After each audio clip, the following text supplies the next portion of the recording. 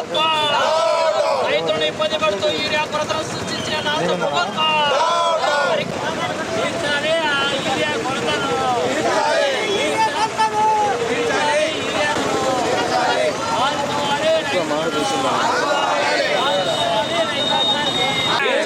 తీర్చాలి యూరియా ఎరువుల కొరతను వెంటనే ఆదుకోవాలి రైతాంగాన్ని వెంటనే యూరియాను సకాలంలో సరఫరా చేసి రైతాంగాన్ని వెంటనే యూరియాని వెంటనే రైతాంగానికి సకాలంలో యూరియా ఎరువులను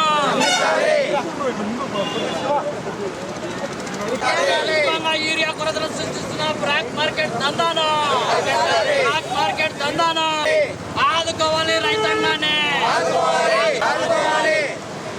మధురెడ్డి ఆదుకోవాలి రైతాంగాన్ని సకాలంలో యూరియా ఎరువులు కావాలి రైతాంగాన్ని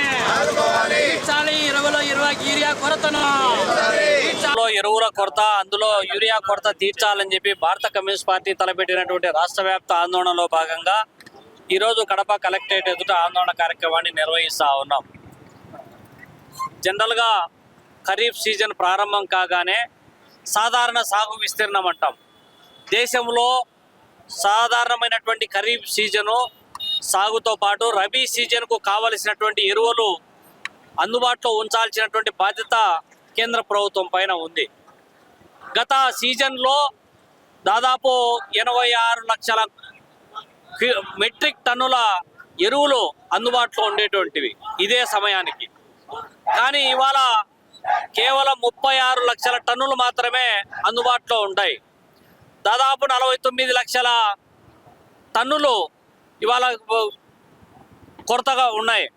దాని పర్యావసానం దేశంలో ఉత్పత్తి అయ్యేటటువంటి కోరమండలు కావచ్చు, లేకపోతే నాగార్జున యూరియా కావచ్చు, దేశంలో ఉత్పత్తి అయ్యేటటువంటి ఎరువులను సంబంధించినటువంటి కంపెనీలు గణనీయంగా ఉత్పత్తి తగ్గించడము, దాంతోపాటు కొన్ని ఫ్యాక్టరీలు పూర్తిగా క్లోజ్ చేయడము, ప్రభుత్వము గడిచిన 1-2 సంవత్సరాలుగా రాయితీ సొమ్ము ఏదైతే ఉందో రాయితీ ఆయా కంపెనీలకు చెల్లించకపోవడం వల్ల ఆ కంపెనీలు క్రైసిస్లో ఉన్నాము, మాకు డబ్బులు తెంచాలంటే దానికి మోడీ ప్రభుత్వం పట్టించుకోకపోవడం మూలంగా దేశీయంగా ఉత్పత్తి తగ్గింది.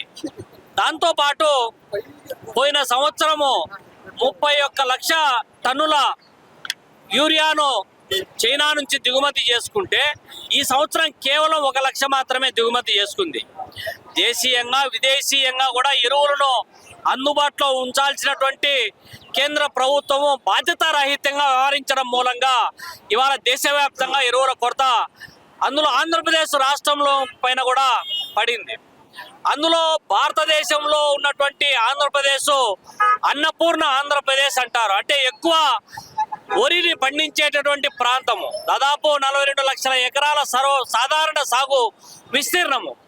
కానీ ఆ సాగుకు సంబంధించినటువంటి ఎరువులు అందుబాటులో ఉంచకపోవడం మూలంగా ఇవాళ ఒక రైతు ఒక మూట యూరియా కోసం గంటల తరబడి క్యూలో నిలబడాల్సినటువంటి పరిస్థితి నెలకొంటా ఉంటే, ఇంకోవైపు అందుబాటులో ఉన్నటువంటి ఎరువులను కూడా ఈ అధికారులు, వ్యవసాయ శాఖ అధికారులు ఎవరైతే ఉన్నారో వాళ్ళ చేతివాటం ప్రదర్శించి ఏవైతే రైతు సేవా కేంద్రాలు, అట్లే మార్కెట్ కేంద్రాలు, ఇంకొకటి వ్యవసాయ పరపతి సంఘాలకు ఇవ్వాల్సినటువంటి ఎరువులు కేటాయించకుండా డీలర్లకు ఇస్తున్నారు.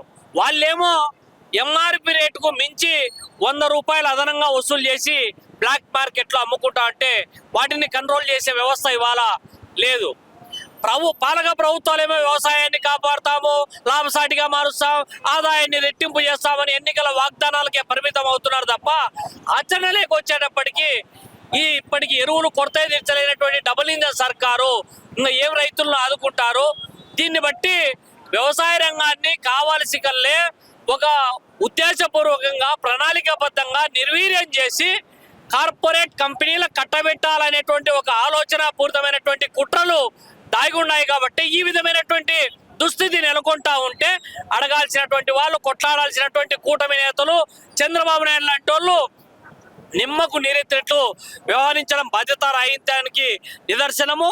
ఇప్పటికైనా యూరియా కొరతను తీర్చడానికి కావలసినటువంటి చర్యలు కేంద్ర రాష్ట్ర ప్రభుత్వాలు తీసుకోవాలి.